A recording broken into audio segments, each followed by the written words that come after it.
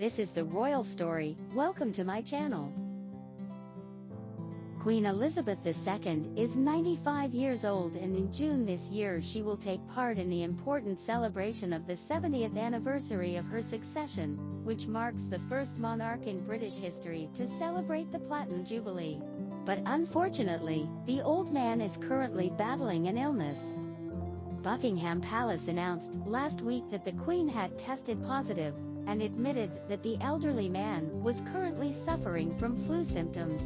It is widely believed that the Queen's infection is directly related to Prince Charles, the first in line to the throne, who was also diagnosed with the virus and had close contact with the Queen prior to her diagnosis.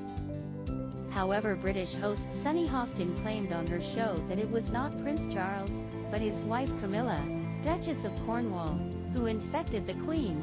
During the live show, Hostin said, "My guess is that Prince Charles infected Camilla, and then after Camilla got infected, she brought it to Her Majesty the Queen."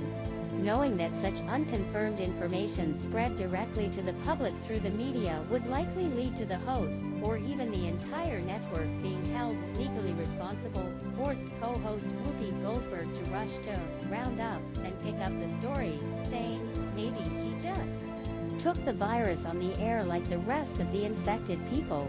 Hostin, however, was unimpressed, adding, "Well, it's still because she didn't follow the social rules." Let's start by explaining why the presenter made such a statement. Initially, it was Charles, Prince of Wales, who was diagnosed with the virus, and according to Buckingham Palace, it was confirmed that Charles did visit the Queen at Windsor Castle before he was diagnosed, but the Queen was not found to be ill after Charles was diagnosed, and so worked separately online and face-to-face at Windsor Castle.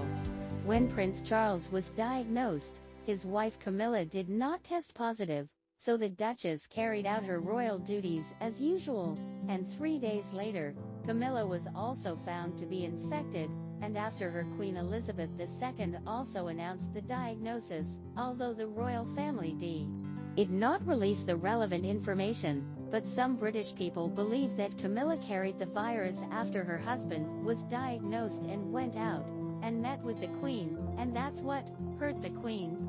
This is what harmed the Queen. So if this speculation holds true, does the blame lie with Camilla, as Hostin suggests?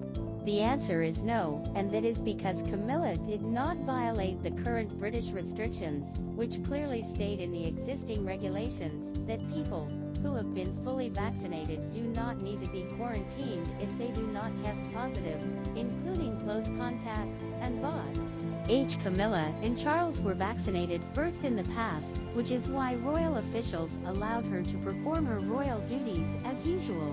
In other words, the real problem is that the British CF has placed too much faith in the effectiveness of the vaccine, which means that the pressure is back on Hostin's side, and in fact many royal fans have already attacked the presenter after their show aired for the conspiracy theories she started, with one saying outright, "As much as I don't like Camilla either, you can't just smear someone like that."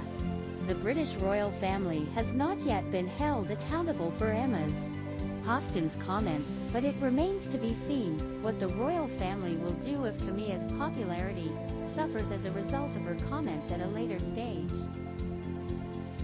Thanks for subscribing to the channel. I'll keep sharing more great content.